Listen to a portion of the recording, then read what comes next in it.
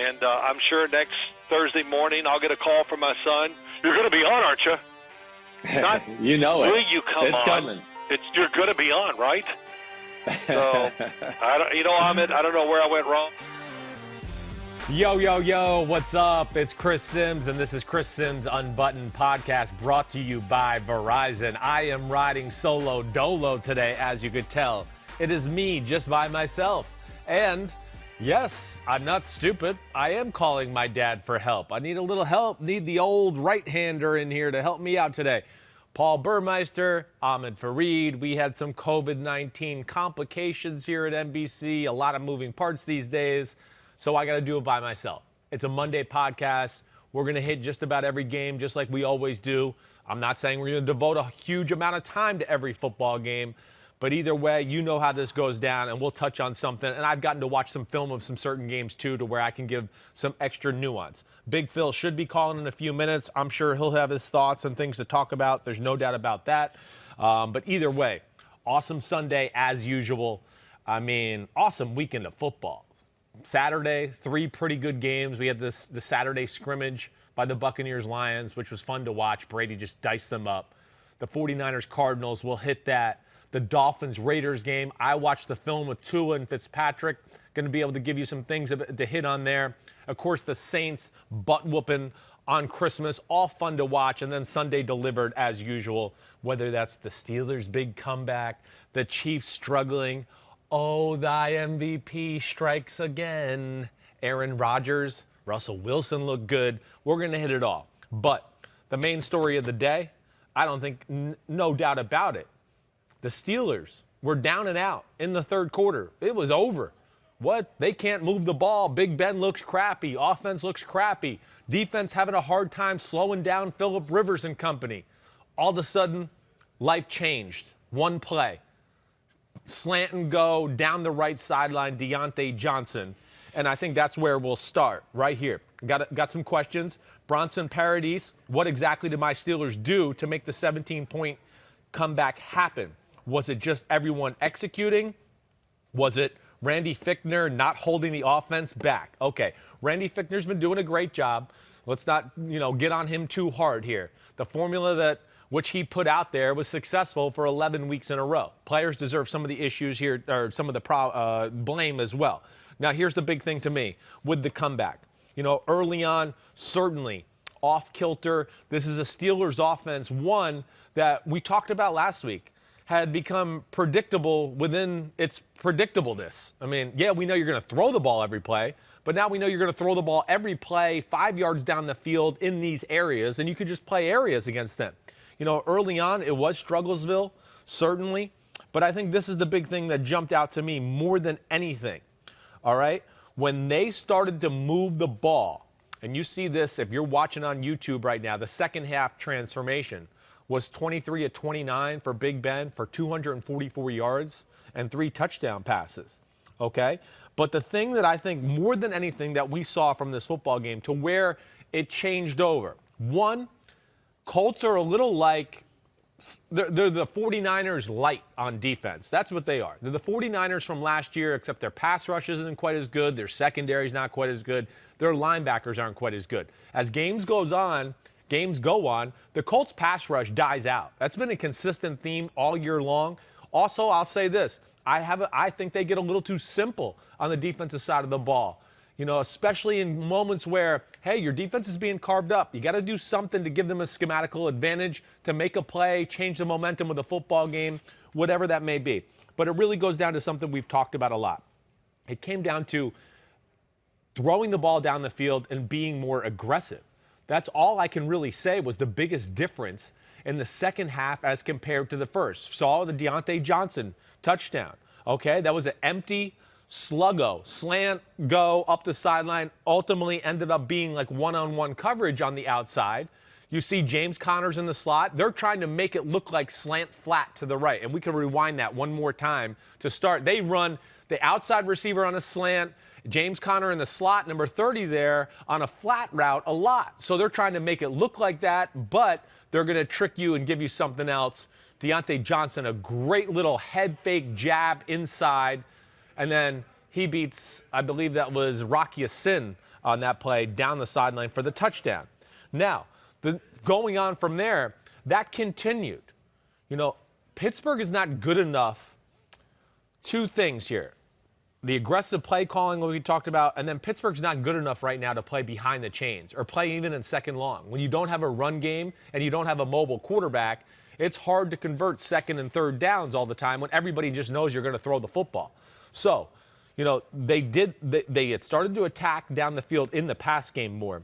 And on the third drive of the second half, right, they have the first drive that goes down, 1 yard line, no points. Second drive is the one play, touchdown. We just showed it. Third drive of the second half, again, they move the ball down the field. They get the touchdown to Eric Ebron on a little short, basically a screen play to the left side.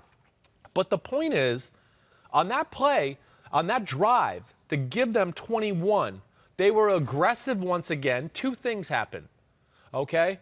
And that is they got 2 big pass interference calls. That's another aspect of being aggressive down the field. You can't forget that pass interference is very prevalent and realistic in this day and age on down the field throws. So between that, and then I'll tell you what else happened off of that, the screen game started to get open because now Colts are worried about getting back. Oh, they're throwing the ball down the field. Oh, wait, there's James Conner underneath, or there's a wide receiver screen underneath, and that was very effective. But I think that was ultimately the biggest thing that I saw was that when they got down, yeah, okay, they didn't panic, they stayed, but in the second half, we just saw more of an aggressive throwing attack from the Pittsburgh Steelers, and I like that. And we saw some variance, too. Double moves, free releasers. The last touchdown pass to Juju Smith-Schuster is keep the tight end in block, max protect, down the field. Again, Pittsburgh's not going to become a running football team. We know that, okay? But they can improve what they do and be more diversified in the passing game, and I think that's the big thing there altogether. All right, I think we hit enough on that game. We'll talk about their defense. Hey, they were phenomenal, holding the Colts, shutting them down in the second half. And let's see, I know I got questions here. Oh, I got a question from Colts RV. Why did the Colts abandon the run game in the second half? This appears to be a reoccurring issue. I would agree the Colts are not the most patient with the run game, but really in the second half, the biggest thing is they couldn't get a first down for a while to really start saying, okay, we're going to establish a run game once again like we did in the first half. That was an issue. They were smothered by the Pittsburgh defense. Then they got a little drive going finally at 28-24, and that's when Phillip Rivers on a 1st and 10 threw a bad interception down the middle of the field, which just, can't happen for a guy like Phillip Rivers. So that was tough there, let alone one of the things you need to do when you play the Pittsburgh Steelers is go, I'm not going to let their defense score points on us. And, yeah, I know the offense scored the first touchdown of the day on a 3-play, 3-yard drive, but the defense set that up. That has to be part of playing the Pittsburgh Steelers.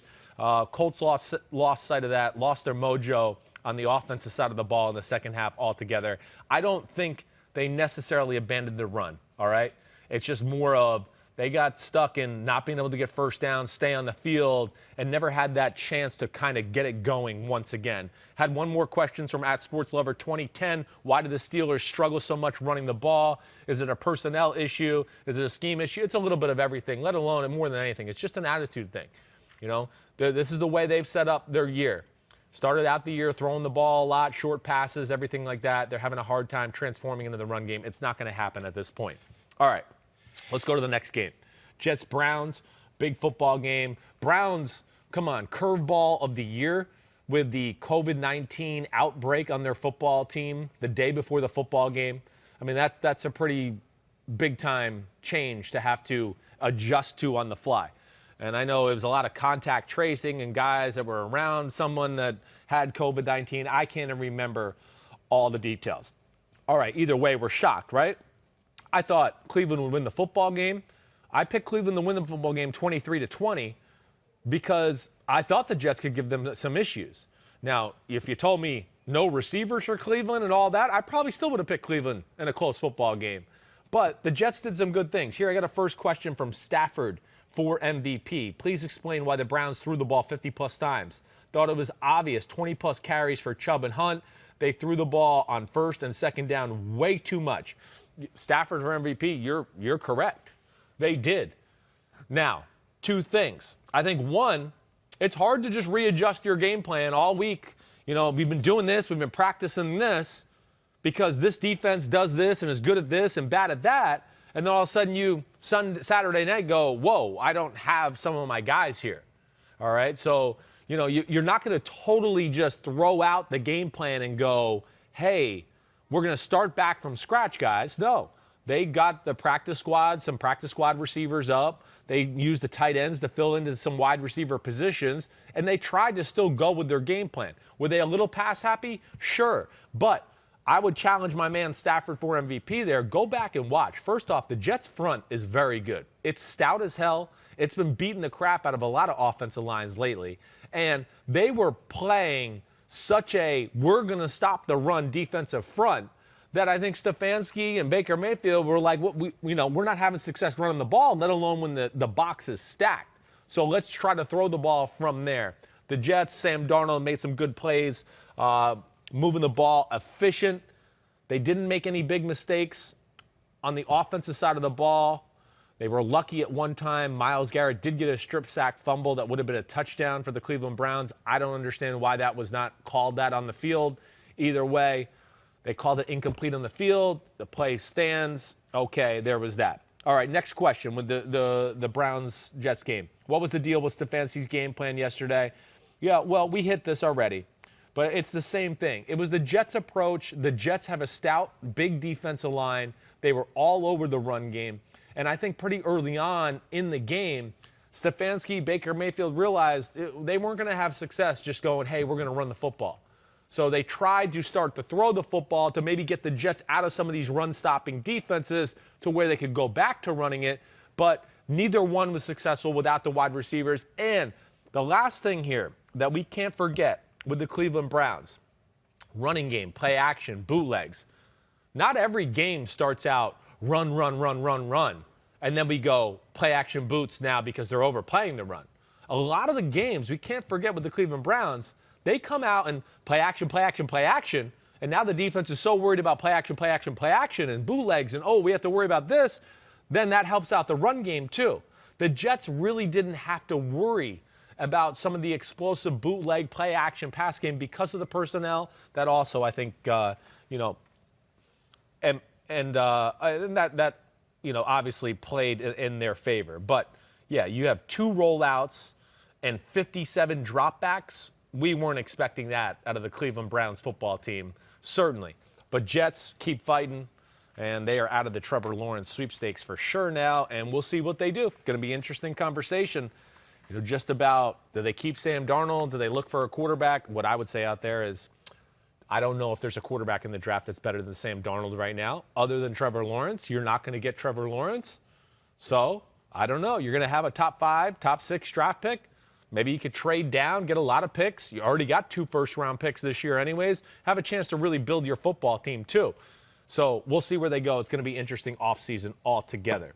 All right, let's hit on one of the other big surprises of the day. Atlanta versus Kansas City.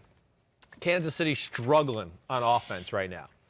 It's not been pretty. And I think you can realistically say that I would say this is one of the choppier, if not the choppiest stretch of play of 3 games we've ever seen from Patrick Mahomes. I think that's fair to say, right, Pete? I mean, when you think about 3 weeks ago, the Miami Dolphins game, some of the turnovers, interceptions early on in that. The Saints game was not pretty last week in the Dome for Patrick Mahomes. He was hit a lot. He made some questionable, decisions. Then yesterday, some errant throws, and again, some questionable decisions that made the game very interesting, maybe more interesting than it needed to. Now, got a good question here from Orion Chuzzlewit. I hope I said that right. Do you think the Chiefs will benefit from a bye, resting starters for Week 17, or do you fear they could come into playoffs even more rusty? Yeah, I don't think the Chiefs need to rest anybody Week 17. I don't. Yes, they got a bullseye on their back. That doesn't mean you have to play the full game at full intensity. But I think you should at least start your team, play them, get some of the issues worked out with your football team, go into the playoffs maybe with some more positive vibes and just going, we squeaked by and were outplayed by the Falcons in a 17-14 game. So that would be my 2 cents there. I do think the bye week is going to help their football team just because they were the hunted all year long. We've talked about it a lot on this podcast. Everybody's got Kansas City circled on their schedule. So when you play them, yeah, you get your best shot. There's no doubt about that. Mahomes has been off. I think the biggest thing that I take away from it is the lack of pass protection on their offensive line. It's not only, of course, affecting plays Andy Reid can call, but now it's really starting to affect Mahomes. We know how awesome he is at making people miss, do those things, all right? But what I'm seeing a little lately is, I don't want to see seeing ghost, but I've seen throws that I usually don't see Mahomes miss, and I'm seeing movement in the pocket that there's no need for. I'm trying to think of a better way to phrase that either way, but movement that's not unnecessary movement. Thank you, Pete, for helping me with English. I'm not always good with that language. But yes, unnecessary movement. Too many times where, let's just take the interception in the end zone, where you go, the pocket's perfect. Just stand in there, throw the ball. He's kind of fading away. Hey, the pocket's perfect this time. He's moving for some reason and making the throw kind of on the move without his feet set. Off-target throw. Now, listen, I know he's as good as anybody we've ever seen at doing that type of stuff. And he gets them out of dodge a lot, like pulling magic off. But I do think the pressure is starting to affect him a little bit. It's affecting his decision-making, his patience, and his throwing. And I think we've seen that over the last few weeks by what we see on the offensive side of the ball. Let me get to another question here. Curl Scouts, I like that. Curl Scouts of America. Conspiracy theory. Did the Chiefs' offense play bad on purpose to test the defense? No, I don't think that is the case. Now, the one thing about the Chiefs is, I mean, when they have to step on the gas pedal, there's nobody better. They really are not. I mean, it's just amazing how they can execute when they want to execute. And I think that's what I saw from the 2 most important drives of the football game. You know, instead of Andy Reid trying to fix or make the perfect play against the perfect coverage, hey, they get some of the most exotic, crazy things every week on the defensive side of the ball. Because teams that play the Chiefs know we got to do something different or crazy, or we're not going to be able to beat them to a degree. Raheem Morris took some calculated risk yesterday. That certainly helped the Falcons, but played some defenses a few times where you just go, whoa, this is risky, but it confused the Chiefs. It confused Mahomes. They let people sometimes, might have had 3 receivers to the right. 2 of them had man-to-man. The one guy on the inside, you go, nobody's covering him. What the hell are they doing? And Keanu O'Neal was on the opposite side of the field, maybe looking like he's going to blitz off the left side, was then going to drop out and cover Tyreek Hill running a go route from the other side of the field. But it's so unsound and crazy that you almost don't think about looking there as a quarterback. It's such a curveball. It's just interesting. But it gave them a little bit of a schematical advantage. And the big turnaround for me was this with the Chiefs. More all-purpose plays. Balls that got out of Mahomes' hand fast. But when I mean all-purpose plays, plays where you don't have to always be right about the coverage you're seeing. You know, there's so many plays in the NFL. Hey, we're calling this play because it works against this coverage. Hey, and if they don't play that coverage, I want you to check at the line of scrimmage to get to the other play because it's great against the other coverage they're going to play if they don't play that one. Okay, you can't always guess. And, of course, teams that play the Chiefs know that they got to be a little different about how they approach and break some of their tendencies, or Mahomes and then are going to tear them up. So the Chiefs at times, when I've seen them struggle, the one thing they've done is they go back to, let's get the ball out of his hands quick, let's let him just get it out, throw it, and then all-purpose plays are what I mean where who cares what the coverage is. You're going to look to the left, that's your first read, and then there's a guy coming into your vision, that's your second read, and another guy coming across your third read. We don't care what coverage it is, just go across the board and throw to the open damn guy. And I think that's really what got them going late in the second quarter, and really went back to that, of course, with the game-winning drive on the line. But a lot of mistakes from the Chiefs, sloppy play, certainly all around. But the big touchdown pass to seal it by Patrick Mahomes. A.J. Terrell has a chance to intercept the ball on the play before, a go route to Tyreek Hill. and then comes the touchdown pass. Oddly enough, was very similar to the Juju Smith game winner that he had for the Steelers over the Colts. But, Pete, do we have that play? Are we going to show that play? Okay, so let's show that play because it was a brilliant design play by the Kansas City Chiefs. Don't start yet. Just give me 1 second. Stop it right here.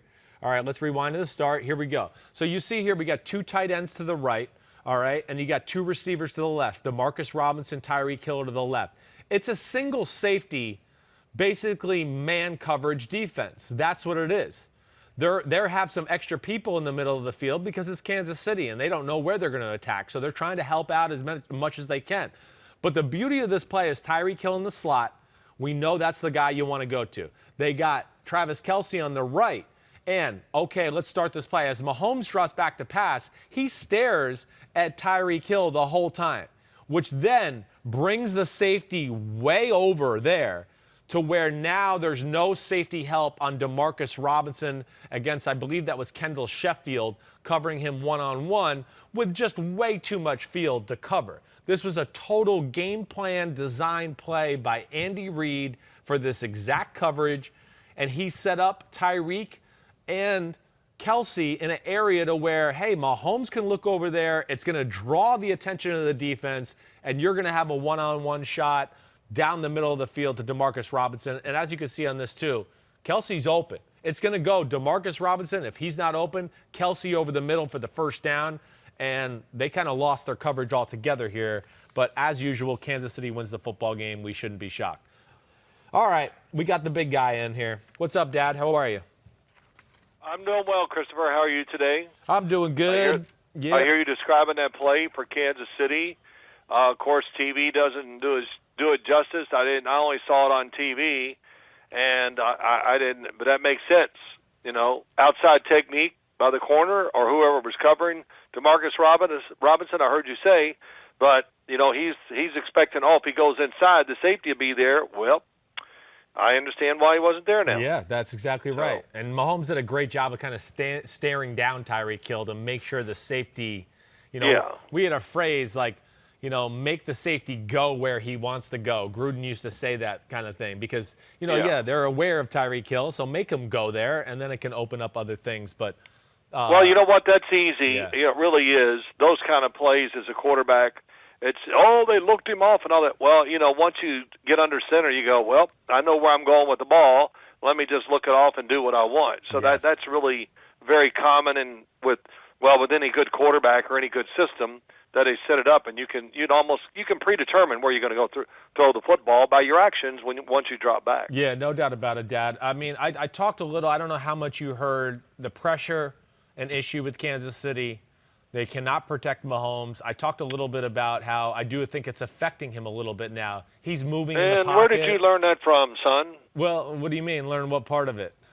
He's been under pressure and stuff like that. Yeah, I don't know. I watch football, but we have talked about it a lot. Yeah. I think your father said, have you noticed? And you go, that's a good point, yeah, Dad. I haven't thought of that. No doubt. But it's really no, just kidding. Him. Now, listen, it's kind of the unknown secret. I talked about it a little this week on CBS and just said we did our after show, and I just said, we did this and that. The one thing is Patrick Mahomes is moving more than ever, it seems like, and I see him taking hits that we haven't seen before. Now, I only got to watch the game yesterday. I haven't studied it yet out of the corner of my eye, but it didn't look like they were having great success against. So Atlanta is fast on defense, which is, very helpful against a team like Kansas City. And Atlanta's just playing, they definitely got an edge to them, but they still know how to lose them, at the end somehow. But yeah, the offensive line of Kansas City definitely struggles at times, and I don't think Mahomes trusts them. And you told me earlier today that, he moves sometimes and he doesn't have to. It's becoming a habit and just kind of his nature. Well, let me move and make what I see even clearer. And yesterday it looked like he moved quite a few times. Instead of making it clearer, it kind of jumbled it up even more. So I'm not sure about that. That was just my observation from watching TV. No, I think that's pretty true there, no doubt about it. And Pete got in my ear. Pete wanted to know why not more Le'Veon Bell yesterday. Listen, Le'Veon Bell, he's got a role within the offense. I don't think Le'Veon Bell is always the perfect guy because he's not like hit the hole 100 miles per hour. Le'Veon Bell's speed or lack of speed is a little bit of an issue. I would think that's why Darrell Williams sometimes gets more of the carries in a day like yesterday because he can hit the hole maybe harder than a guy like Le'Veon Bell. No question, no question. Yeah. Listen, Le'Veon Bell, let's get over quit dreaming.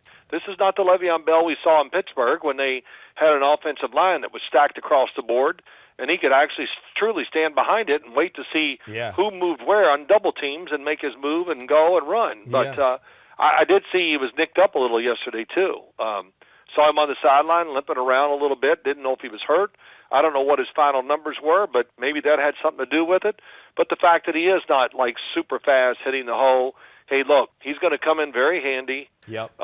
You know, just like last night watching Dylan for the Green Bay Packers, wow. I must say, that is a new element that they really needed, and that's going to help them, I think, when they play certain teams.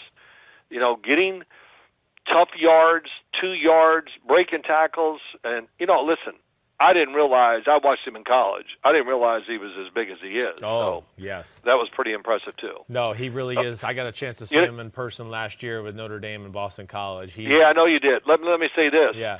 That's why I'll say right now, okay, now I understand why they drafted A.J. Dillon in the second round, because he's different from their other running backs, and it's a very big part, I think, of every offense in the NFL, running the football.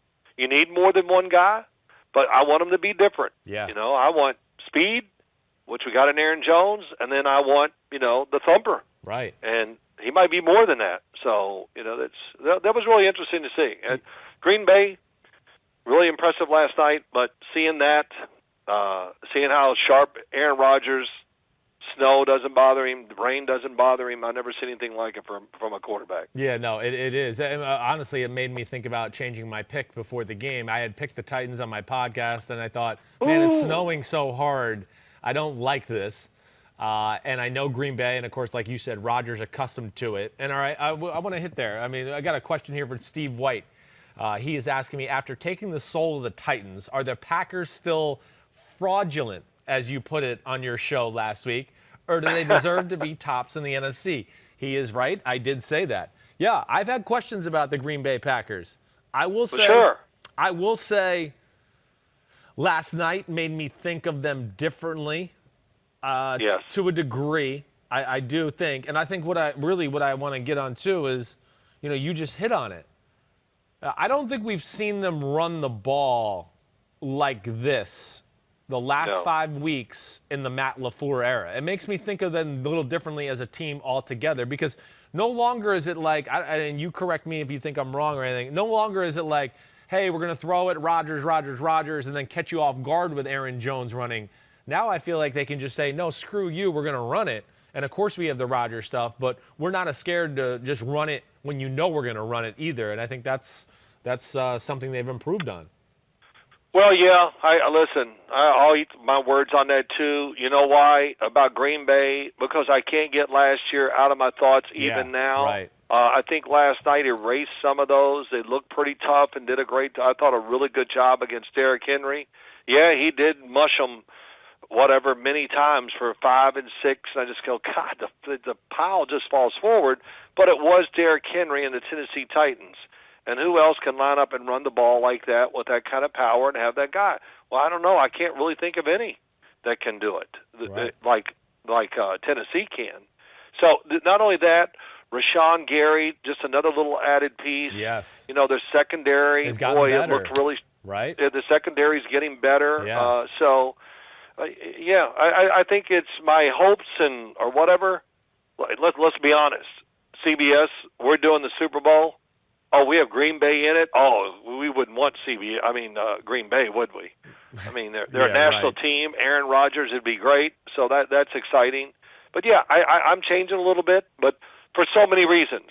What I saw, what you talked about, what I saw a little on the defense, how they mixed it up, came up with a different plan to stop Tennessee. And, of course, the secondary, the way it played, was pretty impressive, too. Yeah, it definitely was. Last 5 weeks in football, right? Ever since they lost to the Indianapolis Colts, the Green Bay Packers are the third best running team in football. You know, wow. They've played the Bears, the Eagles, who are not bad at stopping the run. Obviously, I know the Lions and Panthers are involved in there, and, of course, the Titans, what we saw last night. But I think you hit it. The secondary, to me, has improved. They did show some toughness in stopping the run. The Rodgers to Devontae Adams combination might be the best thrower to catcher combination in football. I don't know. It's unstoppable. No, it really is. It's so unique because it's everything. It's not throwing the ball to DeAndre Hopkins in contested catches or whatever. These are clean. Yeah, he makes some contested ones, but just the variety of routes, the timing. I mean, I thought Chris Collinsworth did a good job of showing some of the releases and the different things that how they're connected. I mean, my gosh, they've been together for so long now. And Devontae Adams, slow start to his career, always no good. He's a bust. And I was doing games up there. I said, man, I love the way he looks and runs, but it's just not falling into place. He was hurt. And if you remember early in his career, he had the drops there a little bit. Yeah. But, man, as he turned it around. And Aaron Rodgers, I don't know what to say. His throwing last night was, again, it was awesome. Top notch. And you can't tell people this, or they don't understand. All those throws where he's standing flat-footed and looking downfield and flips it out to the sidelines to a guy running the route or standing there waiting on the ball, we just go, we don't think of, people don't understand how special that is. Yeah, no, I know. Or even his second touchdown pass where he threw the post down the middle. He was looking real left, right? And he did exactly what you're talking about. He's flat-footed, but he gets it out there, gets it out of his hand quick and with pace without his feet being there and still accurate to where – you're right. It's just it's not appreciated enough. No, it's not, because everybody looks at TV and they judge everything. They think every quarterback is the same throwing the football. They just don't understand that. We'll never get it explained to them, and they just look at the numbers and here it is. And I actually heard Al Michaels. I'm not getting on Al Michaels. There's Aaron Rodgers' numbers come up. It's a high completion percentage for 200 and whatever yards, 4 touchdowns. Well, not really good numbers by Aaron, but something. I went, whoa, what are you talking about? They're great numbers. In the snow, 4 touchdowns, 1 interception.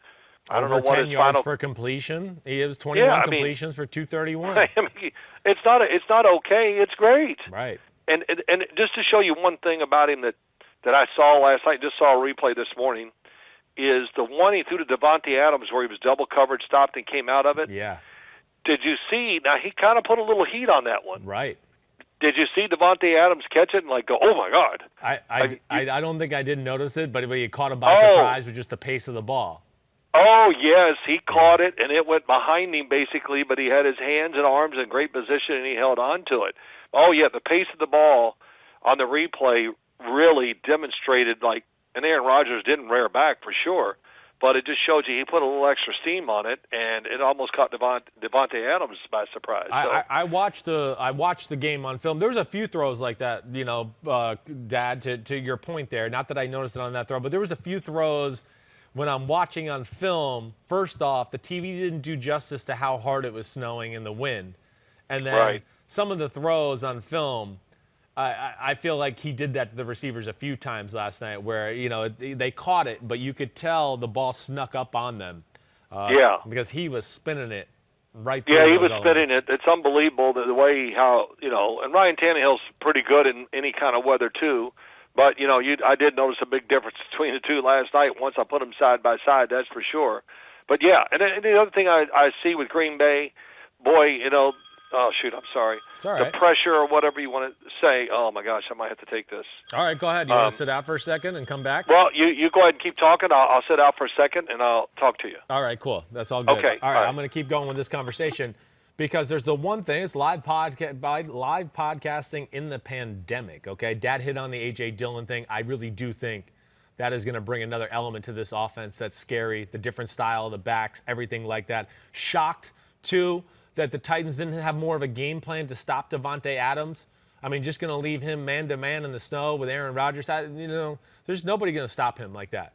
I'm shocked that a Mike Vrabel football team let them just have their guy one-on-one.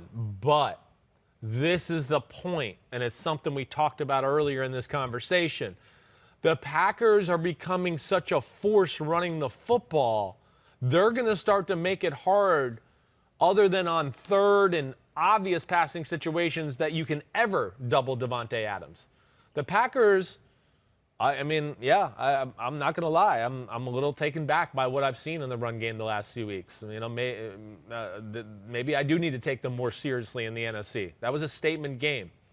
But I've seen a number of plays the last few weeks where I go, teams are trying to stop the run, and it still doesn't matter. They smash it in there for a 10, 15, 20-yard gain. That's impressive. One last thing on this game. At Charlie Roseman, was there anything special the Packers defense schematically, or did they catch the Titans offense in a perfect storm? Well, two things.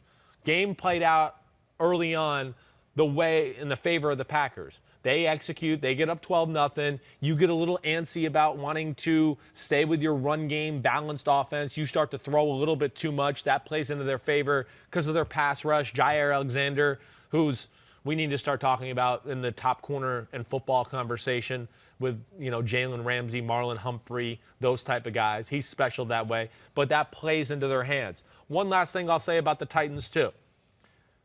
I just don't think you can line up in all these power sets all the time and think you're going to run the ball in the NFL against NFL football players. I know the Packers defense are not the most impressive interior defensive line in football, but damn, when you're in sets where it's 2 tight ends and it's 7 guys across the line of scrimmage and it just looks like you're going to run the football, and then your pass game is not overly complex and you're playing a team that feels like they can match up and play man-to-man, you're not just going to be able to run the ball every game at will against a bunch of NFL football players who know what's coming. I would like to see the Titans spread it out a little bit and run the ball every now and then. First play of the second half, they got into a 3 wide out set, spread the field out. Everybody go back and look at, there were some lanes for Derrick Henry to run. It put the defense in a bind because you got to worry about A.J. Brown catching a short pass, a screen pass. Corey Davis, they're dangerous after the catch. That's just one little change-up I'd like to see going forward out of them. All right, let's go to the Seahawks-Rams. Really good football game, NFC West showdown. Seahawks still available to get the number 1 seed in the NFC playoffs. Rams are now in a need to win situation against the Arizona Cardinals. Same old story for Seattle, the Rams, a lot of ways here. Here's the biggest thing, okay? And it starts with Jared Goff, and I have a question from Andrew James Foster. How is it possible for Goff to be so bad at throwing a ball? He never throws a spiral. Number 1 pick earns millions and seriously throws an almost uncatchable ball. That is a very good observation. I will say that. Again, the struggles of the Rams offense, as we talk about, I don't mean to be a broken record. And, Dad, you on right now? I'm on, yeah. All right, you're good. I mean, it goes back to the same type of conversation constantly. First off, this is a running and defense football team. And yes, that's how they have to play. They have to play through that. Where they get themselves in trouble is when they can't run or Jared Goff loses sight of what they are as a team, and he's careless with throwing the ball, interceptions, fumbles, whatever it may be. That has been a real issue, but that's a good observation by Andrew James Foster. I agree with you. It's one of the least pure footballs in the league. Accuracy not great. Off-schedule playmaking below average, and a hard catchable ball because it's a knuckler and doesn't spiral. But yes, either way, I think the big moment of the game does go back to Jared Goff. And I don't mean to sit here and just bag on him, but it's 6-3. The Rams are playing a defensive run-the-football type game. And it's 1st and 10. They're in field goal territory. They run a boot to the right, and Jared Goff just makes an absolute horrible decision, throw, anything you want to say, that ends up being intercepted. The Seahawks go down, kick a field goal, make it 6-6, and really never relinquish the momentum of the football game really from there on out. And that's where it all changed to me. And it's a real concern with the Seahawks or the Rams football team right now. Let me answer that too, Christopher. Yeah. Here we go. Right. What year is this for Jared Goff? Year 5? Yeah, this is year 5. Okay. Now, when you're a quarterback, this is always a big thing with me. And, of course, it took me years to learn it too. And I'm not even – but it was a different era, so I don't care. You just can't – it truly is 2 different games, so that doesn't matter. But as a quarterback, you must understand the game, who you are, and play accordingly. And, so just – a glaring example, Dwayne Haskins you're playing for the Washington football team. Wow, we got a defense. Nobody's going to score a lot right now. Let's play to the defense. Never take a chance. There's no way. Hold on to the ball. Take a sack, whatever it is, and you make mistakes. Now you take away big time the strength of your football team, and that's what Jared Goff did. Right. And that throw, I saw it. I know what he's trying to do, but, the red light should have been on. This is way too hard and a really good play, and he doesn't throw the ball to drop balls in like that either. And for you saying about him throwing the ball, yes, that's what you comment on. In the NFL, many quarterbacks, let's go to the top, whatever. They throw spirals, and they're easy to catch. And all the other things you said are right. Not many off-schedule plays. I do see games where he's really throwing the ball well. Right. I mean, striping it, making great throws down the field. But too and far in between, mostly I see is inconsistent throwing. And in the NFL, as I say many times, you're allowed to miss a couple of games. But that's really all you miss if you're, the franchise quarterback or whatever you want to say. Right. When they're open, you just got to hit them. And when you miss them, it's a big deal. Yes. And the league's getting tighter and tighter, more efficient as we go along. And now that he has this thumb problem, it'll be interesting to see what they do. But here's one thing I'm going to say right away. Yeah. John Wolford might come out and play great. I saw him at Wake Forest. He was a good little quarterback. Yeah, sure. Saw him in the AAF. Good little job out there in Arizona. But this is different, and I've always said, hey, I'm not getting on him for being the backup, but why don't they have three quarterbacks? Why don't they have a veteran backup? You think you got a team that's going to the playoffs? You back it up with somebody that's never thrown a pass in the NFL? That doesn't make sense to me. No. So No. it really doesn't. Well, look at the Dallas Cowboys. They still have a chance because they spent, a little money and got now Andy Dalton is really got enough playing time, and look what he's doing. He looks great, throwing the ball well. He's done it many times. Those guys are out there, but the Rams chose not to get one. Dad, I think it's an amazing point that, really nobody's brought up. You're exactly right. And I've been thinking about it all year. Well, I listen, just keep looking and going, what are they going to do if Jared Goff, they're going to – so, hey, like I said, Wolford might come in, and I did see him. Like I said, I saw him at Wake Forest. Yeah. So, man, they ran a great little offense, all that stuff. But, is he going to be able to do this in the NFL? Well, we'll see. I thought, just to give an example, Taylor Heineke came in for Washington yesterday. I was watching that. He played awesome. Yeah. No. It was awesome. If he'd have started for Washington, I think they'd have probably won the game for sure. All right. But so two things. go ahead. I don't know if you away. know this. I don't know if you know this. Washington released Dwayne Haskins. Did you know that? Yes, I saw that. Okay, yes. good. That's right. unbelievable. It is. It really is unbelievable. But his actions are pretty unbelievable too. So it's not that crazy. No, I know it's not his actions and his play, and I just really wonder if he's going to be in the NFL next year at all. That's the big question. Right. I know that's a really hard step. I'm just telling you, there's so many quarterbacks coming in and out of the league, sitting around waiting to get a job that are, love the game, willing to do whatever it takes, and he does not show that. So we'll see. No doubt. Let's wrap this game up. Hey, Seahawks, great job. Hang tough. Beat a team that really matches up really well with them and shutting down, Russell Wilson and DK Metcalf with Aaron Donald, Jalen Ramsey, all those guys there. But you make mistakes and let Russell hang around. He's going to make his plays, and he did ultimately on both touchdown drives where he had the big throw down the right sideline to DJ Moore. Right. The other touchdown drive, he had the great throw to TJ Lockett that got them down there and ultimately just proved to be too much offense for them. But Seahawks, again, another team where, like the Packers, the last 5, 6, 7 weeks, ever since the Bills game for me, they've changed the aura of their team to where I thought, no question. Okay, it's a playoff team that if they get the right matchups, maybe they can get to the Super Bowl. Now, with the way the defense is playing, letting up only 15 points per game, Dad, the last 7 football games. Yeah, true Super Bowl contender, complete football team looking like here as we get late into December. Well, there's no doubt. I'm going to study the Seattle Seahawks this week and look at it, watch their defense once again just to maybe understand more, but you can see it. And, even Jamal Adams, I know it's just one guy, just to single him out. He's been terrific. I mean, just his energy, his plays, what he makes, the blitzing, whatever it is, his tackling. I mean, he's the perfect. It is kind of starting to remind you of the old Seahawks defense, the way they're put was.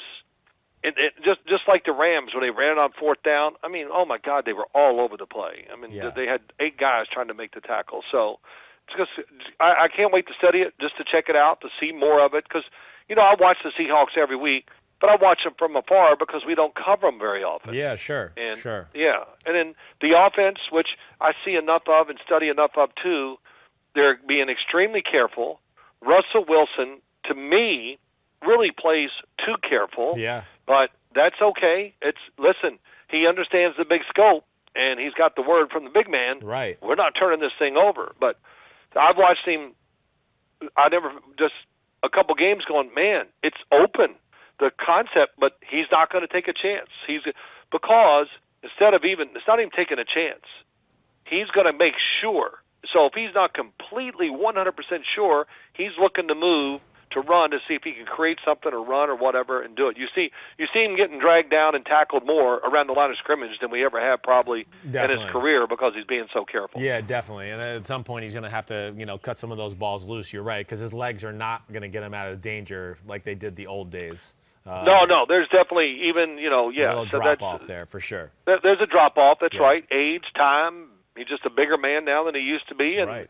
So it's okay. You can still, it doesn't mean he's not going to be successful at what he does, but he's just going to have to alter the way maybe he thinks and how he plays the game just a little bit. Yep, no doubt about it. All right, Dad, we got a special segment here, all right? We're going to take it up to 100, presented by Head & Shoulders, all right? Yeah, Head & Shoulders 2-in-1, available at Walmart, all right, Dad? And our guy that is Take It Up to 100 material this week, we watched him together on Christmas Day.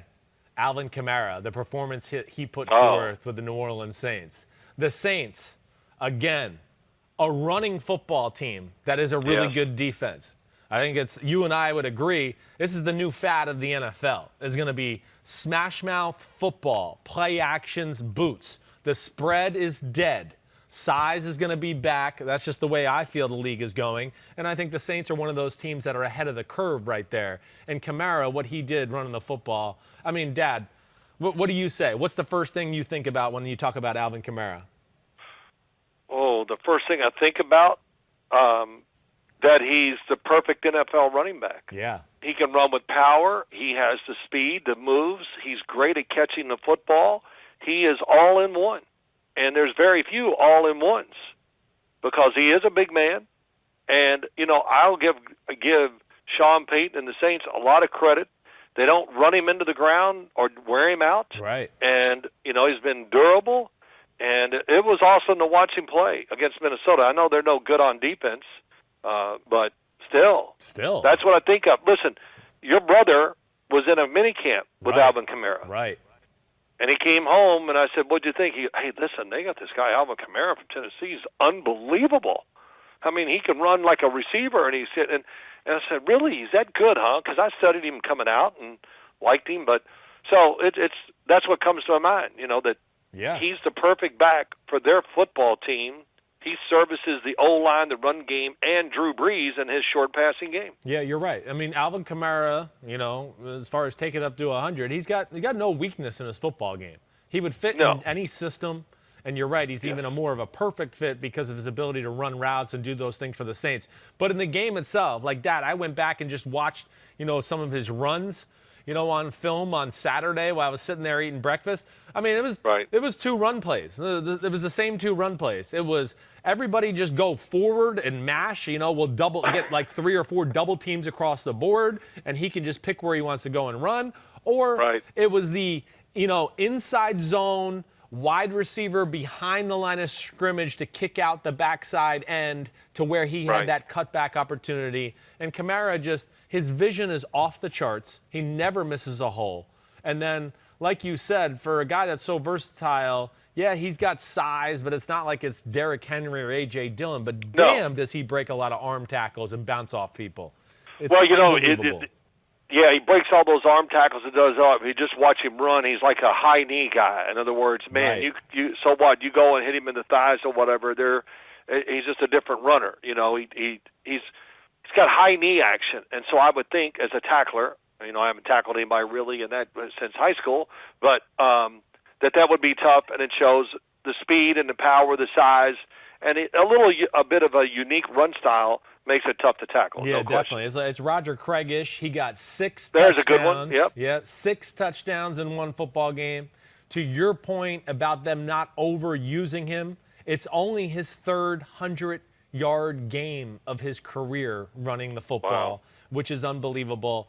And with his 6-touchdown performance, he ties Ernie Nevers of the 1929 Chicago Cardinals, Dub Jones, who I don't know of him, 1951 Browns, of course Gale Sayers in 1965, and some running back from a playoff game I can't remember.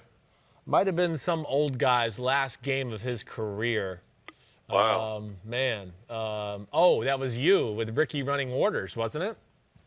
I don't know. Did he score Pete, 6 times? I'm pretty sure. Pete, check out the 1993 divisional playoff game. I'm pretty sure Ricky running waters ran for 6 touchdown passes. So he scored every touchdown. He scored every touchdown on the day that I cried because you guys couldn't take a lead or do anything in that game. It was a disaster. No, we were outmanned. We needed to play them at home. You know that. Yep. Lost the last game of the year to the Dallas Cowboys in overtime. We beat Minnesota, whatever. Yeah, I knew we were in trouble. All right. Well, I was wrong. It was only 5 touchdowns, so I was wrong. Only 5. Yep. Okay, but listen, you made a great point. Look at all the teams that are turning to what you just said. Ground and pound, run, let's get big oh and my physical. gosh. Look, it's amazing, just to give you a point. The turnaround of the Chicago Bears. Well, who are they playing?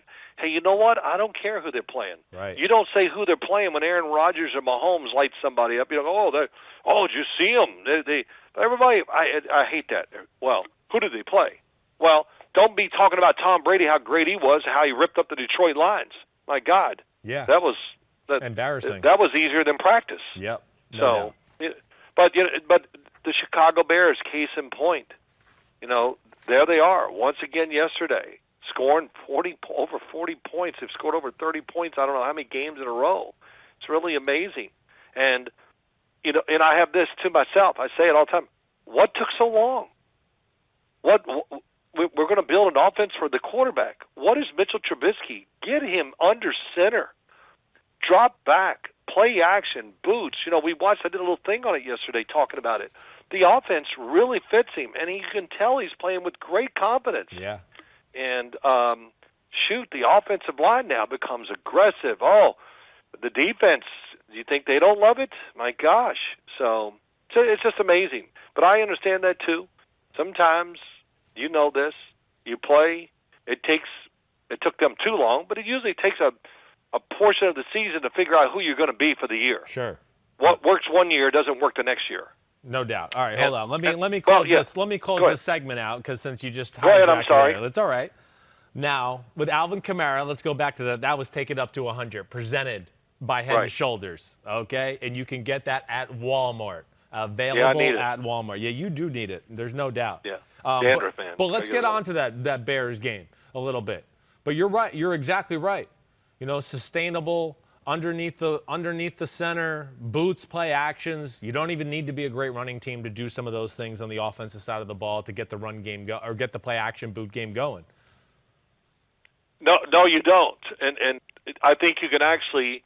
When I was watching the Cleveland Browns, and even when I watched Chicago, their boot game did open up the run game. Right. That was what was really cool, and I noticed it right away. All of a sudden, there's Trubisky booting out, and there's a defensive end and a linebacker who don't move, and they actually go with him a little bit, and then there's Montgomery just running up in there and going 7 and 8 yards before he really meets the first defender because the guys are so worried about the boot pass because they just get beat up by it early. And then, of course, the same thing is, too, they get outside, Trubisky's able to run. Right. Everything they're doing fits him and the way he should have been played right from the beginning of his career. But hindsight, we're all, geniuses after the fact. But it's working really well now, and I'm really having fun watching the Chicago Bears win right now with Mitchell Trubisky. Yeah, and you know why. Definitely. Well, yeah. The haters were out on Mitchell Trubisky. He's proven them wrong, no doubt about that. Yes, they finally adjusted to the players on the field instead of making the players adjust to the coaches. I mean, that's really what I feel like they did for the Yeah, here we go. Yeah. Alert. You're not the Kansas City Chiefs. Right, exactly right. Okay. Yeah. There we go. You play in Chicago. Yeah, another one. You play on long grass field in Chicago with wind all the time, and it's not a throwing type of environment. Right. The Bears are not pretty. Yeah. You're right. Yeah. They're not. Come on. The history of the Bears, they succeed when they're the bullies. No doubt about it. Bears are dangerous right now, and that's going to be an interesting football game with them and the Packers coming up this week. Packers got something to play for because, of course, they cannot just sit out this week because if it goes to a three-team tie, they will lose the tiebreaker to the Seattle Seahawks and not get the number 1 seed. Wow. Well, that means that, yes, that's a bad break. Not a bad break, but that's going to be tough on Chicago. I don't know if they're really – where's the game? It's in Chicago, right? It's in Chicago. It is, yes. That's going to help some. There's no doubt. Slower field, Chicago is. I look at that compared to Lambeau Field. Yeah. But I don't know if Chicago, when I watch them, the pass rush, what they're doing, I don't know if that's going to be good enough. And it's going to be interesting. It really will be. It could be close. But I don't see the Chicago Bears winning that game and a must-win for the Green Bay Packers. No, I don't either. I agree. And Green Bay is just playing too good a football right now. All right, Dad, let's hit on some Saturday football. You good to keep talking for a little longer? Or you I got to a get few out of minutes, here? sure. All right, just tell me when you need to go. All right. Okay. All right. Dolphins Raiders game. Of course, the Tua Fitzpatrick conversation. A big thing going on in football right now. I got a question right off the bat. At Colorado/Dancer, which Miami QB would you start this week against the Buffalo Bills? All right, I'll ask you first. So what would you do? Oh, I'm going to start Tua. Yeah. Yeah, because it's real easy. One, he's a starter. Let's keep going with it. But there's something about, okay, if it doesn't work and he gets to the position that he did against Denver and we saw him get against the Raiders, that we can bring in somebody who's like, okay, here I come. If you start him, that kind of takes the aura and a little bit away, I think, from Ryan Fitzpatrick. Right. I think there's a little energy when you put the second guy in. He's coming in, here he comes. And, so I definitely would start Tua, would not hesitate. I think I agree with you there 100%. And two, what it does in those, they've put Fitzpatrick in games where now it lets him be Fitzpatrick, where he can just cut it loose and not have to worry about greatest decisions ever, right? He really is in a lot of ways the perfect backup here. He has no ego. He doesn't seem to be mad or angry at the team for what he's doing. And he can come in and just let it fly in these situations. The only problem is, when you watch the film of it, it does make Tua look bad in a lot of ways, in both instances. You got one quarterback in Tua who played 3 full quarters, and he got, they got double the output out of Fitzpatrick in 1 quarter by what he did in the pass game. And Dad, I told you a little just like earlier on today when I asked you to come on the pod, when I watch back the game too, it's the same plays being called for Tua and Fitzpatrick. But the big thing is Tua in the pocket is all over the place. He moves when he shouldn't. He stands in there when, he moves when he shouldn't. He stands in there when he shouldn't. Sometimes then I'm like, hey, move. This is not the time to stand in there. But he's not comfortable stepping up in the pocket and making throws with people around him. And the other big thing that really just jumps out to me is a little bit of an unwillingness to throw the ball into coverage. I still think he might be adjusting to what is open in the NFL. But Fitzpatrick doesn't have those issues and certainly jump-started the offense there in the fourth quarter. All you say is true. Couple things. One, Fitzpatrick with the freedom to come in, like you said, nothing to lose, and he's put in there to really excite and ignite, and he can do that. He plays so much bigger than Tua, which he is in many ways, but the way he plays the position, it's much bigger. So and tougher too, just because who he is. and that really works in their favor when they bring him in there. And then, Tua, just like we talked about, not knocking him at all. I think he's done a lot of good things here this year. He's a rookie. He's going to learn, get a better feel for the game, understand it more. But he just gets overwhelmed by the size. Right. And that's there's no other way to say it. It swallows him up. And I noticed it I've noticed it really twice, big time. And that was against the Raiders. Against Denver when they took him out. Yeah, right. That was rough. He was not going to get it done. And the same thing with the Raider game. Yeah. I could tell, I'll just go, it's too much size around him, whatever. He's not, of course, he's used to it playing at Alabama.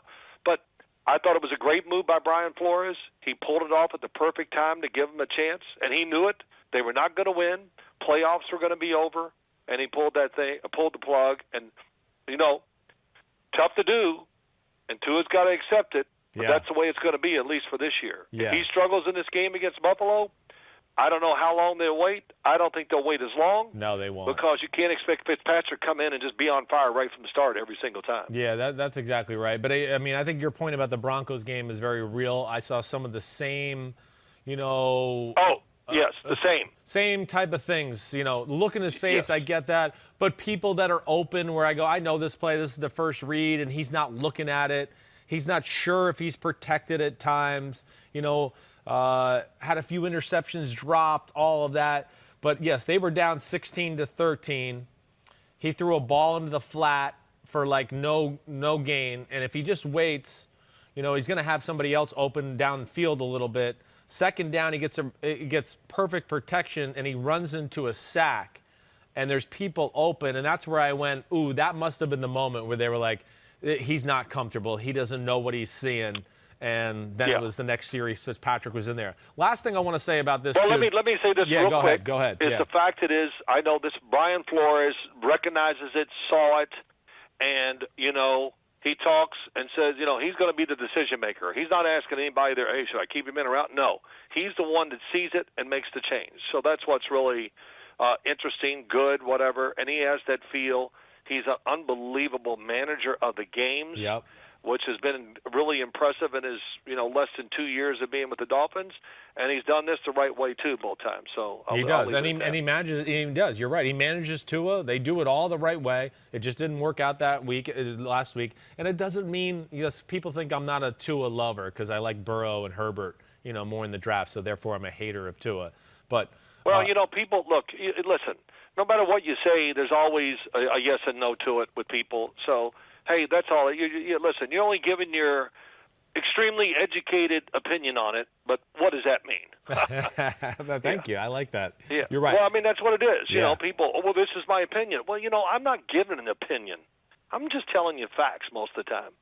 This is what's going on, what's real, and what's just, this is your opinion. Well, okay, big damn deal. Yeah. So, yeah. No doubt about it. Last thing I want to say, just because I kind of hit this on the Pittsburgh game before you got on with some of their aggressive throws. Finally? The one thing that I noticed even, too, with Fitzpatrick, right? I said some of the same, hey, it's all the same plays. He's better in the pocket. He's willing to throw into tight man-to-man coverage, which I think Tua's still adjusting to. And then the other thing, too, when he's in, because he's aggressive, he opens up the offense. And then the short passes are also open, like the Myles Gaskin catch the ball and then break 6 tackles. See, the problem with Tua right now is he looks for the short guy on every throw, and the defense knows that. The teams that are good at throwing the ball short, usually have a deep passing attack that scares the crap out of you too. And Fitz brings that, so I just wanted to add that in there. No, it's really good. It really is. I've watched every play Tua's had this year on TV or on film. I haven't watched the game yet from this weekend because I worked yesterday, whatever. But you're right. He looks to catch the ball. He wants to get rid of it immediately. So that means, a lot of predetermined reads with a little fake or whatever, boots, that kind of stuff, whatever. They've made it easy, very good. A lot of I hate a lot of run pass action plays. Yep, no doubt. Over the middle, those kind of things with the tight end, the wide receiver, whatever. And that's really, I just described, there may be a trick play or two, a cute formation or two, and I've just described their whole offense to you with him in there. No, pretty much. You're exactly right. There's no doubt. That's about what it is right now. They're trying to play defense all three phases of the game and not let the offense screw it up for the most part, and that's worked out other than a handful of times. Can I ask you a real quick question about the game? Yeah. Isn't it amazing? I have great respect for Miami's defense. Right. But wasn't it amazing to see them line up against the Raiders? Yeah. That and Raiders O-line. Damn, did Miami shrink? I know. It's some of the biggest dudes ever on that offensive line. Oh, my God, that Raider offensive line. Oh, man, I don't blame Derek Carr for wanting to stay behind it. Don't let anybody else get in there because it is something else. I mean, the size, of course, the uniforms don't hurt it, but they're big, they're good, and I really expected more from Miami's defense against the Raiders, and they had a really tough time with them. Yeah, they definitely did, no doubt. Derek Carr played really well coming off the injury. I didn't think he would even play. So is Derek Carr the guy, Christopher? Is he going to be their quarterback next year? Are we sure about Derek Carr? This is the question that I get every day from every phone call. Is Derek Carr the man? Oh. He's good enough to win. I got more questions about coaches on that staff than I do the quarterback. Let's put it that way. Yeah, I think that's fair. I mean, come on. What does he got to do? Come on, the nonsense. My God. I know. People, get over it. Yeah, no, you're right. It says we got to shut it up, but we just got to stop we're going to blame the loss on the quarterback, and it's always quarterback. All right, let's go to this last one for you, all right? Ravens-Giants, all right? I don't know how much of that game you saw. Either way, it was kind of a butt-whooping from the get-go. Yeah. The Giants' offense was smothered. It really didn't look like they had any chance. Daniel Jones still did not look like he was mobile, and his mobility is crucial to their offense because they're not explosive. They need him in that aspect of their football game, but they were just overwhelmed by, I don't know, Dad. What's your thought on the Ravens right now? Kind of a team that seems to be peaking at the right time and got it going in the right direction here just as we get into playoff time. Well, yeah, a couple things, and Ngakoue, I don't know what he did yesterday. I did watch, we had 6 games on. I was keeping an eye on the Giant game, but pretty quick I went, oh, man, they have no chance. Yeah, right, exactly. I thought I could see that really early. The Ravens do have a great enthusiasm and confidence. There's no question when you watch them play, you can see it. D.K. Dobbins is it DK? JK. It's all right. JK. Yeah. Oh, my gosh, I do that. So J.K. Dobbins really, it's just funny to see these rookie running backs, where watch them come in, how you can say, wow, what a difference. Yeah. And, he's explosive, but just that Lamar looks as quick as ever. The Giants really never had a chance against Baltimore. In fact, they kind of finally hung in there, I think caught pace with them and got in the rhythm, but it was too late. And the big thing you said, Daniel Jones, man, when this season's over, no matter what happens, even if they get to the playoffs, he's got to keep his weight down and keep running because that is just so key to him. He's good at it, but and I'd say it to the Giant podcasts all the time, it's just not enough for me. Right. It's like saying, hey, I got a 100-mile-an-hour fastball, but, I want to throw more curves. Well, why would you want to do that when you can throw it like that? And the same with him when it comes to running, moving, and playing the position. It's just got to be with more feel of the game and the situations than we see right now. And I know the hamstring's a problem, but, when it's all healthy, I'd like to see him play a little more that way, a little more reckless. A little more backyard football, a little bit more don't be such a robot in the pocket and sit there just because they said, hey, we got to go through 4 reads. Like sometimes it's 1, 2, and it doesn't feel right, and get the hell out of there. Yeah, well, he's sitting there yesterday. There he is playing, and, whatever. You see Lamar, but then you see the week before, you see Baker Mayfield. Well, okay, Baker's not Lamar, but Baker was running all over the place when they played the Giants and firing it down there and being aggressive and, just being a little like you say, a patterned, disciplined player who has a little wild side to him. Yeah. And that's the game now. You've already said it from the beginning of what we talked about. Here's what it's going to. And what it's going to fits Daniel Jones to a T. Right. And That's what I'd like to see from him. Yeah, no but doubt. the Ravens, I don't know what else to say. They did look great. I'm interested to see if they get in the playoffs, if they can, how it goes. Do I think they'll make it? I think they will. What do they need? I can't even think about it. Well, because the Colts lost, as long as they win and they play the Bengals this week, they're in. So if they win, they're in? They win, they're in. That's right. Right now, the Colts are the team that are in deep trouble. They're the team that needs help. Pretty much, if you just go straight across the board, Miami, Baltimore, Cleveland, they win, the Colts lose. The Colts need to win and somebody else. Yeah, right. And the Colts have who this week? Houston? The Colts, no. Hold on. I'll give you 2 seconds here. I pull it up. Yeah, it's not Houston. They played them twice. No, it's not. It's the Jaguars, so they got a layup. Okay. Yeah, even though they lost to them week 1, right? So now they're going to end this season with them. Then you of course we got Baltimore against Cincinnati, and Miami. Of course, will have to play Buffalo, and that'll be interesting because Buffalo might not have anything to play. Well, they might not have anything to play for. They might. It might not merely matter. Do they care if they're going to be a 2 or a 3 seed? I don't know. That doesn't matter, right? So I don't know what they'll do next week. Well, a 2 or 3 seed, almost. Yeah, that's the good thing is that means you're going to play the 2 or the 3 if you win your first game. Right. So, right. Yes. So that if they win, of course, or however it falls, but you won't have to play the Kansas City Chiefs until the finals if you get there. No, you're right. As it lays out right now, and they're not in any danger of being that 4 seed right now. So there they go. They should not have to. So answer my question real quick, and I'll let you go. Will Buffalo play its starters all the way through, knowing this? I don't think so. You know what? Bill Cowher, I respect him. He's did this, and he was in this position many times. I said on the air, okay, you're in the playoffs. You're in the top 4 seed. If you can rush your players, what are you going to do? Or are you going to play them? He goes, I'm absolutely 100% resting my players. And, and I says, wow, okay, that was quick. Okay. What about a team like Pittsburgh?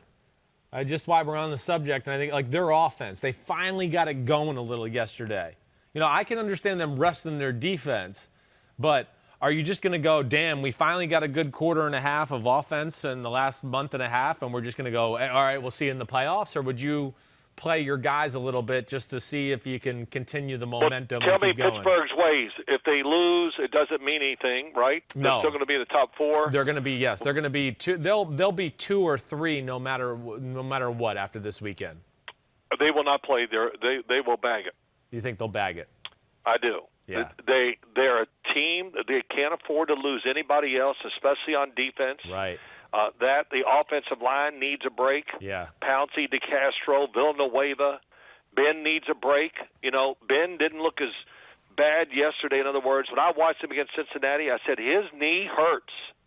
You can't tell me threw too many footballs flat-footed, really worried about getting hit. Right. And then, of course, yesterday, real quick, just what did Indianapolis, have you watched that tape real quick? I did, yes. Okay. What happened why did he start getting the football down the field? Well, we've talked about this. You kind of put this on my radar maybe about 5 or 6 weeks ago where like the Colts are the 49ers light. That's what they are. They're the 49ers from last year light. It's the same thing, but hey, they're not quite as talented as that 49ers defense last year, and their pass rush dies out. And you see teams start to pick them apart as the game goes on because their secondary is not that talented. Thank you. Yeah. That's all I wanted to hear. Yeah. Because it really is the truth, and it befuddles me, and I've said it a couple times, not really glaringly. I just don't understand it. When they do, hey, you're right, the front 4 can only rush so many times. Yeah. But against Pittsburgh, it's just constant assault of I got to rush. But I see it with every team. I saw it with a couple weeks with Houston. Yeah. Everybody, once they slow down a little bit, they keep playing zone, and they get picked apart. Right. But when I see them blitz or play man-to-man, it works out pretty well. Now, I don't know the numbers, the analytics. Maybe I'll look at it this week. But that's just my eye telling me. But it's amazing. They let the Houston Texans get back in a game back down in Houston. They are playing man-to-man and blitzing after giving up 20 points in the first half. They're destroying Houston. Yeah. And then the drive of the game comes up, and they don't play one snap of man or blitz or anything, and they only get lucky because the snap. is bad to Deshaun Watson. Yeah. And then almost the same thing in Indy. Yes, right. No, I think it's a valid point, Dad. They don't do enough at times when they're kind of getting a lull as a defense or lose momentum to give themselves some sort of schematical advantage or, re-energize the crew. I would agree. And they kind of just died a slow death there yesterday because of that. I'll let you go. It's a great word. What are you going to do as a coach to re-energize your team when they get into that mode? Right. And there's really one way to do it on offense. Give them a play that you know it's going to work, and you got it sitting there waiting. Or on defense, by gosh, you do something to really fire them up. Let them hit the quarterback, get a sack. We know that really means momentum is a big thing on the defensive side. And I think they lost that. It's been a problem with me for talking about them for many, many weeks. And, again, I haven't watched it yet. It's Monday. But I will, just to see if that same pattern, which to my eye, what little, I'm trying to watch 5 and 6 games at a time. It did. To my eye, it looked like they did it again. Yeah, no, it did. I could tell you, I watched that side of the ball, and I think you're pretty on point there. No doubt about it. Oh, well, all right. But I do think this. When you talk about 3 teams have to win to keep them out, yeah, man, 3 is a lot. Yes, it is. In other words, we're seeing upsets all. Hey, well, I think this team's going to wipe the board the last 3 weeks, and this, okay, that's not going to happen. Washington beats Pittsburgh. This happens. Cincy beats Pittsburgh. We see upsets every week, big time, and so to think that this is not going to fall into place the way we predicted and what we see on paper, that's for sure. Yeah, no doubt about it. You don't know what to expect is what we should expect in the NFL, certainly. You want to stay on, or what do you got to do? You want to keep going here? Go ahead. What else you got? Well, all right. I got to go. I got to do a real segment here, okay? We got to go. A paid sponsored segment, because I don't know if you've heard, we've kind of become a big deal around here, okay? Yeah, I know. Yeah. Well, so when do I get a piece of the action? I don't think ever. I don't think that's happening. Yeah, okay, that's what I thought. All right, here we go. So we're going to go to Give Me the Headlines, presented by Hyundai. All right, and we got some good headlines today. All right, Hyundai, I appreciate your sponsorship, certainly. And the first one we're going to go to is the Cowboys-Eagles. Dad, I have to give the headline here, all right? And because it's Christmas time, I just thought the Red Ryder BB gun just fit too well with Andy Dalton. Red Rifle. Wasn't it the Red Ryder from the movie? Was I wrong, or was it Red Rifle from the Christmas Story? Right? I have no idea. Who's Red Ryder? I think it's the Red Ryder BB gun. He is the Red Rifle, as in Andy Dalton. And I see. You got it? You got me now? You up with me there? Yeah, I'm with you. There we go. The pop culture thing, I'm not quite into it. Go ahead. But that was pretty impressive. Got to give him a lot of credit for what they did in the passing game. Really just made a number of big plays. CeeDee Lamb, Michael Gallup went off a number of times. I mean, they tore up the Eagles secondary. There's no across the board, Darius Slay included. Now, he didn't get a lot of it, but number 38, Michael Jacquet, he was torn up. They were undermanned and could not match up with that Dallas Cowboys wide receiving core, let alone big Zeke Elliott shows up in the fourth quarter to close it out, which was quite impressive. Cowboys sitting there with a chance to go to the playoffs this week is unbelievable. Yeah, it really is. Watching the game and seeing parts of it, whatever, I see, I said, that's Amari Cooper. Oh, Michael Gallup. I mean, they almost look the same, running and everything. My gosh, they can turn it on when they want. CeeDee Lamb, Andy Dalton, look, he went to the playoffs his first 5 years in his career. Unfortunately, he missed the fifth one. They were going to beat the Pittsburgh Steelers, and they blew up or whatever. Right. But, look, he's a really good quarter. He was a solid NFL starter. And he was going to be one of those guys that was always going to take a little beating because he wasn't, a top 10 or top 5 or whatever. But he's done as it goes along, he just keeps getting better. And he's never had a receiving core like he's got now, that's for sure. No, and it's special. When you're undermanned, you're going to take a beating. And I think the big thing is, I just like being a fan and what I saw on TV or whatever, it looked like he got good protection. I know Fletcher Cox got hurt early and was out of the game. So, but really impressive. And it's just amazing to think the Cowboys are in this position. It really is. It is amazing. And, yep, the Red Rider, the Red Rifle, he will shoot your eye out if you play those type of coverages all game. That was impressive by him. Randy Gregory, got to give him some love. He got a sack and a half, 3 forced fumbles. That was phenomenal. Good job by him. And then last thing, got a question here from Donald Hatchard. Should the Eagles keep or fire Doug Peterson? How about Howie Roseman? Listen, I don't think any of them should be fired. No, we can disagree. Do I like everything that Howie Roseman did this offseason? No, certainly not. Did he cause this Jalen Hurts, Carson Wentz issue? Certainly, he did, yes. And if I'm Carson Wentz, I'm trying to get out of town and get out of town in a hurry and let it be known I want out of town. So you have to make a trade like the Miami Dolphins did, where basically they traded Ryan Tannehill and also paid part of his contract and gave up very little. So that's what I would do if I'm Carson Wentz. But I don't blame Doug Peterson, or I'm not firing Doug Peterson or Howie Roseman. Not after the success they brought to Philadelphia over the last few years. At least that's my thoughts. Are you the same there, Dad? I am, exactly. No, we're going to stay with it. It's going to go in a different direction with Jalen Hurts. Hopefully I'll admit it's only a few games, but he's played better than I expected.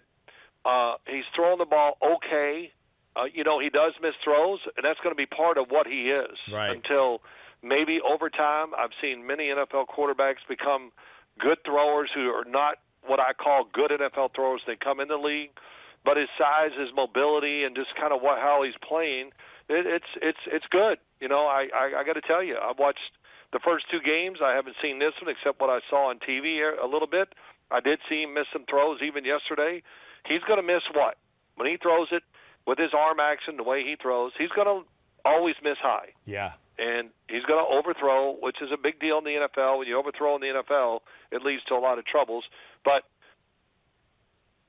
I don't question the move now as much as them drafting him in the second round, because he's turned out and looks like he's going to be better than I thought as a pro. No doubt. And Carson Wentz, did it cause trouble with Carson Wentz?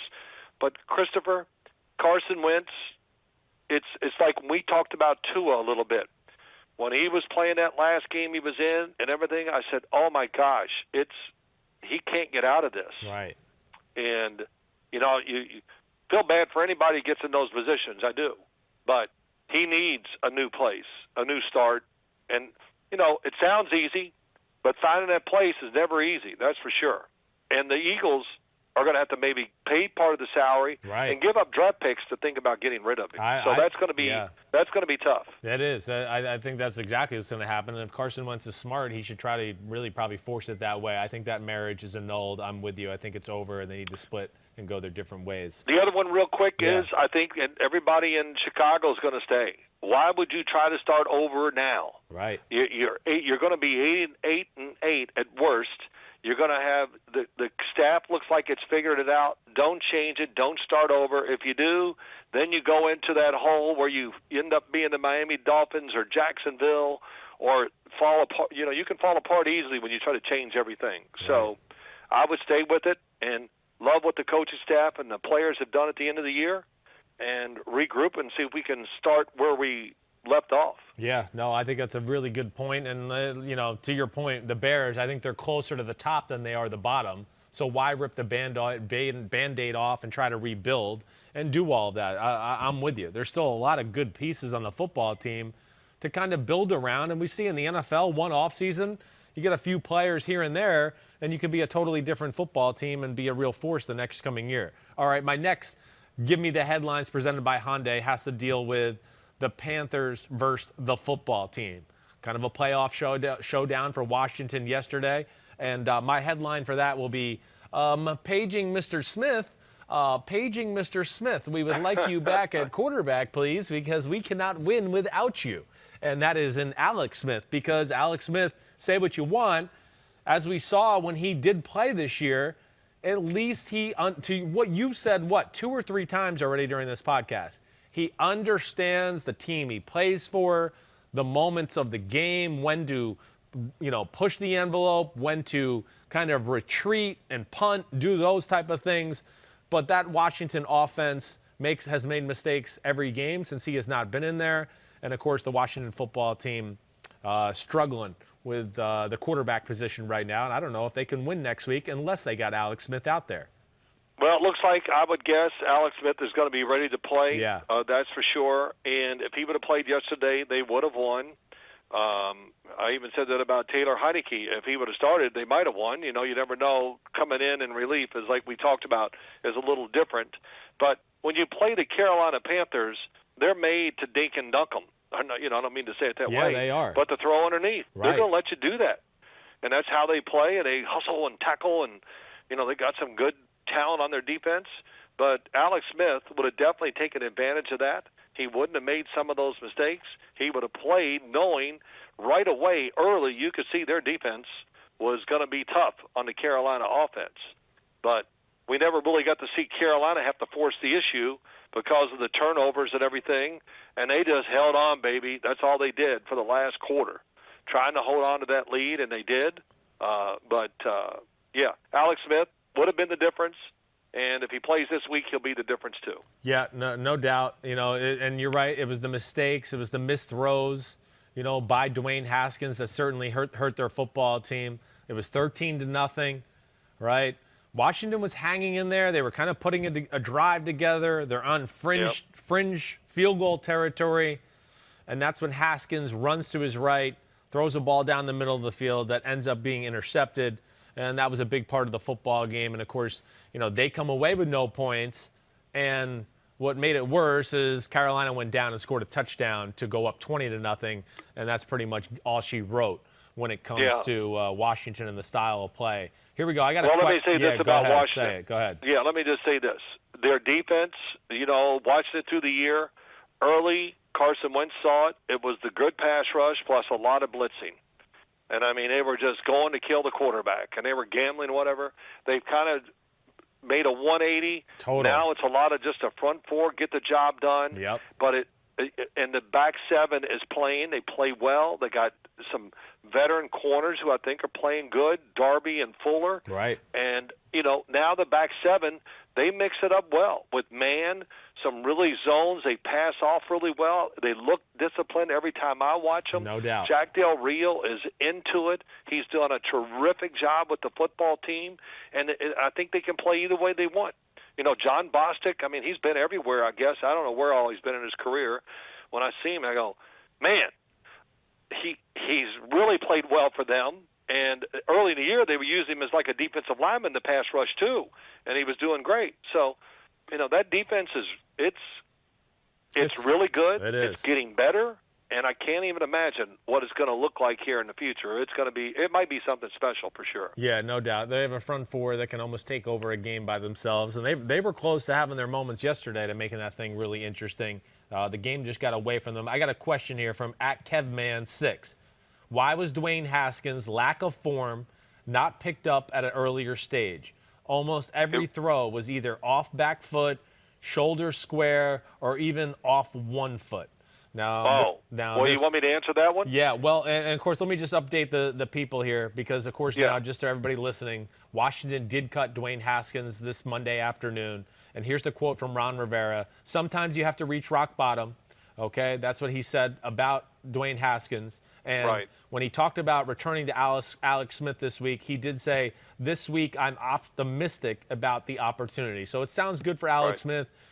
Dwayne Haskins has to find his way, showed really a lot of immaturity throughout this whole year, I think, with the way he handled that position in Washington. But go ahead, answer that question as far as, lack of form and all of those things.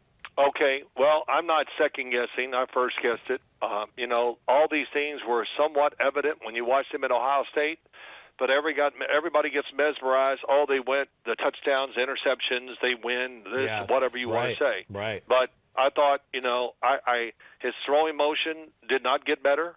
It's like a golf swing. Somebody always says these things, you can't teach you. That's just a bunch of bull, too. But, he has a golf swing that has holes in it. Yes. And so you're going to hit it right and left, and you can't trust it.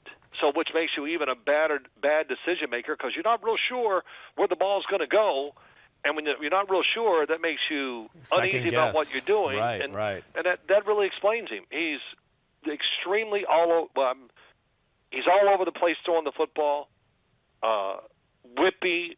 The guy said it right. His shoulders are always square to the line of scrimmage, which you never want as a quarterback. You want your front shoulder somewhere near going towards the target you want to throw to. Right. And so he whips it with his arm, throws a lot of balls that are not spiraling. They lose power.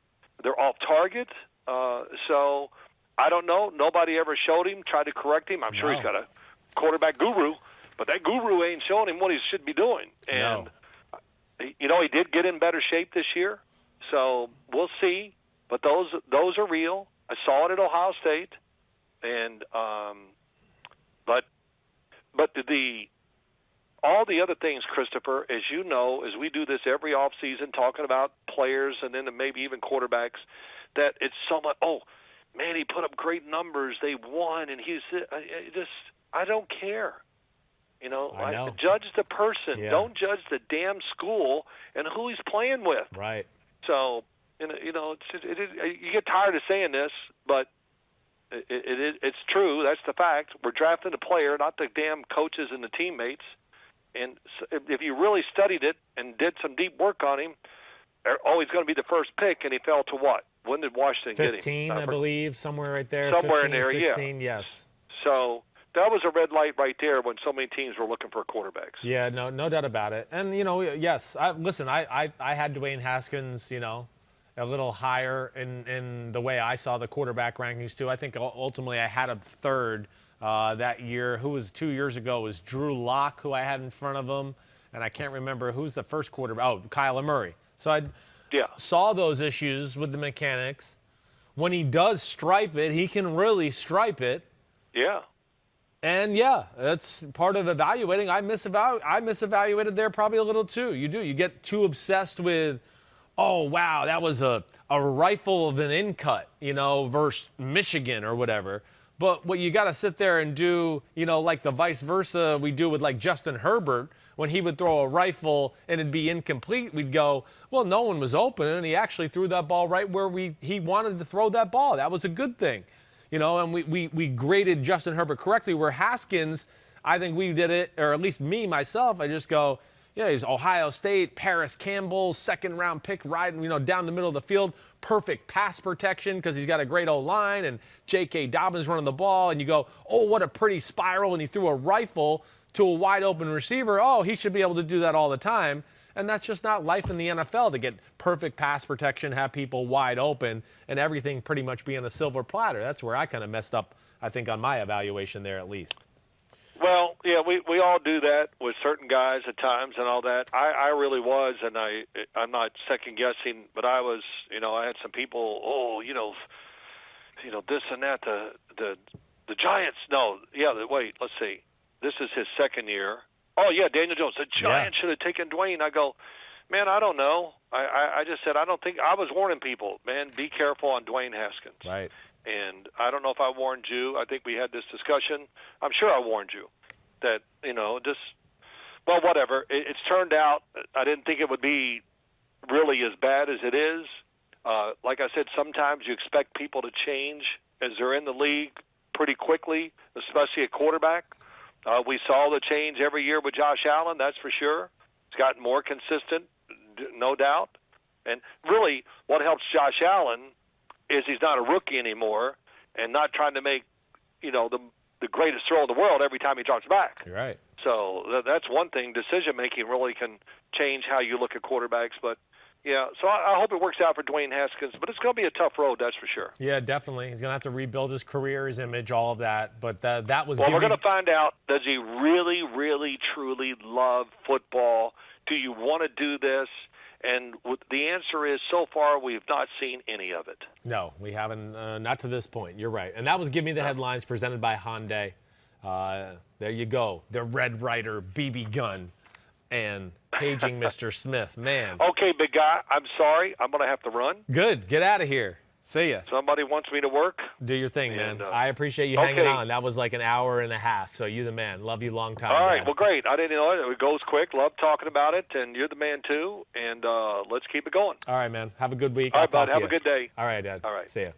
All right, that was the big effort. As promised, he delivered. He took over the podcast, as you could see. I couldn't even get my damn sponsored segments in there because he just changes the subject and goes where he wants. All right, we got basically 3 games to hit on. I'm going to hit on them fast. 49ers over Cardinals. Hey, here's the big thing, right? Cardinals, it's just too Kyler Murray-centric. I don't know what else to say. You know, you saw, I would challenge people to go back and watch the first drive or 2 of the game from Arizona and see some of the different personnel sets, formations, things they do. But as the game goes on, they lose that aspect. They become predictable. They go back into the, you know, spread. And like I said earlier, I think the spread is dead. Unless you got Mahomes and Tyreek Hill and Kelsey and Sammy Watkins and Andy Reid, I think it's dead for the most part. You'd have to have a special offensive team to do that, and I don't think the Cardinals have that yet, and Cliff Kingsbury's still learning his way as an offensive play caller too, to where it's not that special in the pass scheme or anything like that. But Cardinals, here's the big news. We're not sure if Kyler Murray is going to be able to play this week against the Los Angeles Rams. Cliff Kingsbury, and it's my understanding that he has just had a little press conference on Monday and basically said we're not sure where Kyler will be. So we're going to see after that little knee injury he had at the very end of the football game. Impressive performance by the 49ers. Shows you what they can be when their quarterback isn't turning the ball over every 4th play of the game. You know, C.J. Beathard did a really good job. That run game Shanahan has is really, really special. But it's going to be interesting to see. Cardinals with a less than 100% Kyler Murray or no Kyler Murray, no chance in beating the Rams. The Rams match up perfectly with them. I don't see that happening. All right, the other game was the Saturday scrimmage, if anybody saw that. And we don't need to waste our time here. But Brady and the Bucs in the Saturday scrimmage against the Lions, holy crapola Batman. I mean, Brady on fire, offense on fire. Watch out for the Bucs. I almost sit here, and Pete, I know you've heard me say this forever, where I feel like for the first 12 weeks of the year, I just went, the AFC is considerably better than the NFC. And I find myself here the last 4 or 5 weeks of the season with kind of Green Bay and the dominance of the run game and the defense maybe being better than I gave it credit for. You know, we know the Saints where they're at. Seattle, the way their defense has played, right? I mean, I don't know. And then, of course, the Bucs. I look at them and just go, wow, they're a pretty damn good, talented football team. But Brady was awesome.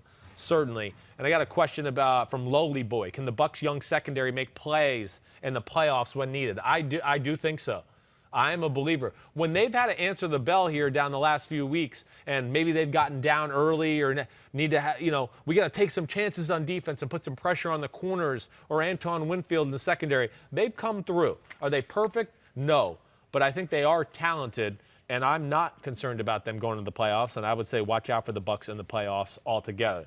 All right, one more game to hit on, and I think we are done ski. All right, Chargers, Broncos. We got 2 more games. Chargers, Broncos. Didn't see much of it. Can't lie.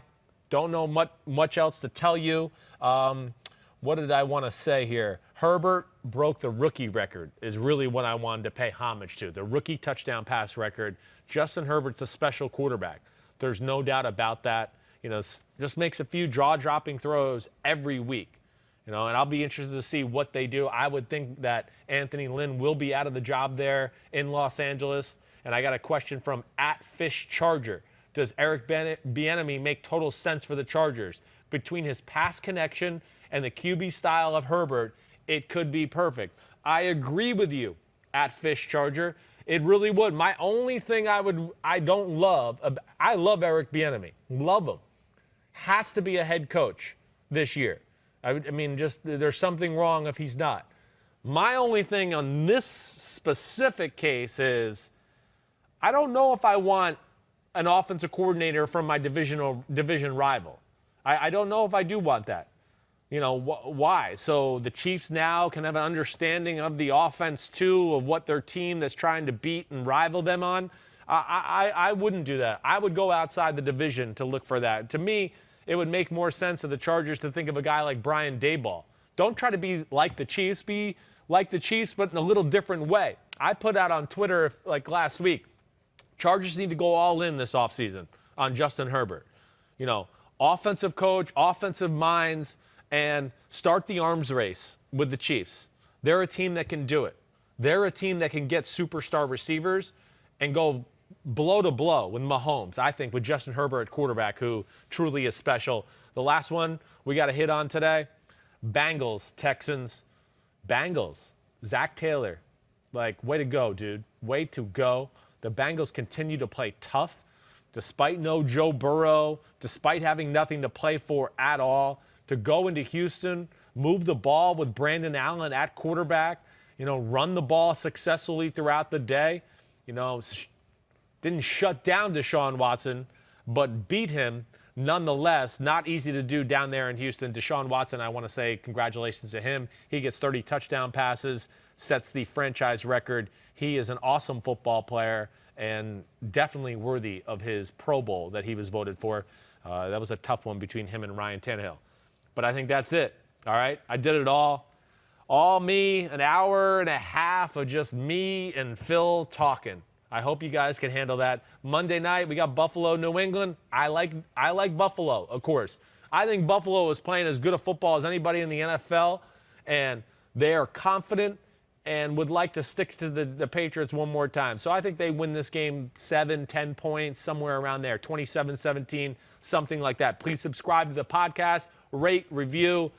Send your questions in. We'll do our best to get to them. I didn't do my best today to get all the questions we had here that Pete laid out, but I'm a first-time host of a podcast, if you haven't seen. Wednesday will be What the Happened podcast. Paul will be back in. Paul Burmeister will be back in as the host, so look forward to that. Have a good week. Let me know your questions, what you want me to break down for the WTF podcast on Wednesday. And as always, Chris Sims, Unbuttoned Podcast, presented by Verizon. Peace out, homies.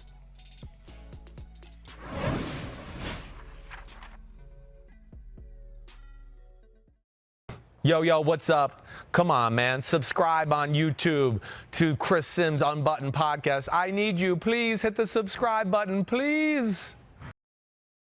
Hi, I'm Mike Tirico, and thanks for watching. Make sure to hit subscribe for the latest news and highlights from NBC Sports.